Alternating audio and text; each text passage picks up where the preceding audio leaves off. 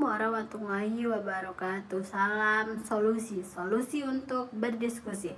Perkenalkan, nama saya Idealisa Putri dengan NIM 0601232037. Saya di sini akan menjelaskan yang ke-8, yaitu mengapa civil society dikekang di Indonesia dan apa solusi yang tepat menurut Anda. Masyarakat sipil di Indonesia seringkali mengalami tekanan dan pembatasan karena berbagai alasan. Berikut adalah beberapa faktor utama yang menyebabkan kekangan terhadap masyarakat sipil. Yang pertama, kepentingan politik.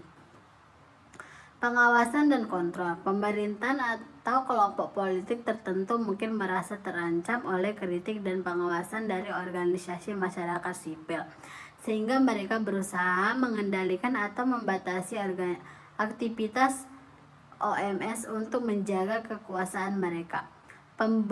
Pembungkaman kritik, pembatasan kebebasan berpendapat dan berekspresi, serta digunakan untuk membungkam kritik terhadap pemerintahan atau pejabat publik. Yang kedua, regulasi yang ketat. Peraturan dan birokrasi pemerintahan memperlakukan peraturan yang ketat terhadap registrasi dan operasi OMS, termasuk persyaratan administrasi yang rumit dan proses yang memakan waktu. Undang-undang ITE, Undang-Undang Informasi dan Transaksi Elektronik, sering digunakan untuk membantu aktivitas jurnalis dan masyarakat yang mengkritik pemerintah secara online. Yang ketiga, stigma dan diskriminasi. Diskriminasi aktivitas dan organisasi masyarakat sipil sering dicap sebagai anti pemerintah, radikal, atau bahkan ancaman terhadap stabilitas nasional, yang menyebabkan diskriminasi dan tekanan terhadap mereka. Diskriminasi terhadap minoritas. OMS yang memperjuangkan hak kelompok minoritas sering menghadapi diskriminasi dan kekerasan. Yang keempat, tekanan ekonomi. Pembatasan dana. Pembatasan terhadap sumber pendanaan di luar negeri dan pembatasan akses terhadap sumber daya domestik dan penghambatan operasi OMS. Intimidasi ekonomi. Beberapa OMS mengalami tekanan ekonomi melalui pengurangan pendanaan dan pemblokiran akses terhadap dukungan finansial. Yang kelima, keamanan sosial. Alasan keamanan. Pemerintah sering menggunakan alasan keamanan sosial untuk membatasi aktivitas OMS, terutama yang bekerja di bidang-bidang sensitif seperti hak asasi manusia. 5. Keamanan nasional. Alasan keamanan. Pemerintah seringkali menggunakan alasan keamanan nasional untuk membatasi aktivitas OMS, terutama yang bekerja di bidang-bidang sensitif seperti hak asasi manusia, anti korupsi, dan advokasi lingkungan.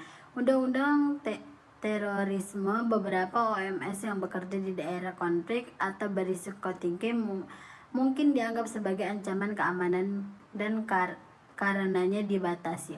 6. Kekurangan pemahaman dan kesadaran. Pemahaman yang kurang. Kekurangan pemahaman tentang peran penting masyarakat sipil dalam mendukung demokrasi dan membangun berkelanjutan dapat menyebabkan kebijakan yang dapat mendukung atau bahkan mengurugikan OMS. Kesadaran masyarakat. Rendahnya kesadaran masyarakat tentang hak-hak mereka dan kepentingnya OMS dalam memperjuangkan hak-hak tersebut. Solusi untuk mengatasi kekangan terhadap civil societies. 1. Reformasi regulasi.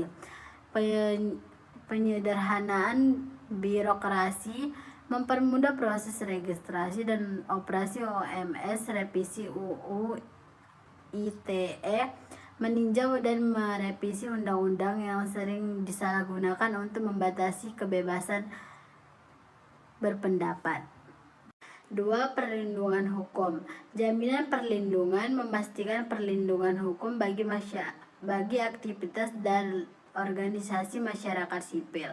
Penegakan hukum yang adil. Menindak tegas pelaku intimidasi dan kekerasan terhadap OMS. Ketiga, peningkatan kesadaran. Kampanye edukasi peningkatan kesadaran publik tentang peran penting OMS dalam demokrasi dan pembangunan. Kolaborasi dengan media. Bekerja sama dengan media untuk memberikan informasi yang akurat dan objektif tentang kegiatan OMS. Keempat, dukungan internasional. Kerjasama global berkolaborasi dengan organisasi internasional untuk mendapatkan dukungan teknis dan moral. Dukungan teknis dan moral.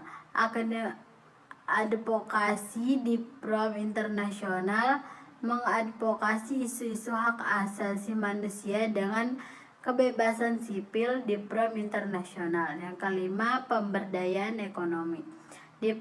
Diversifikasi perdanaan, mendorong OMS untuk mencari sumber perdana yang beragam termasuk dari sektor swasta dan filantropi. Penguatan kapasitas, meningkatkan kapasitas OMS dalam menjalankan manajemen keuangan dan sumber daya manusia.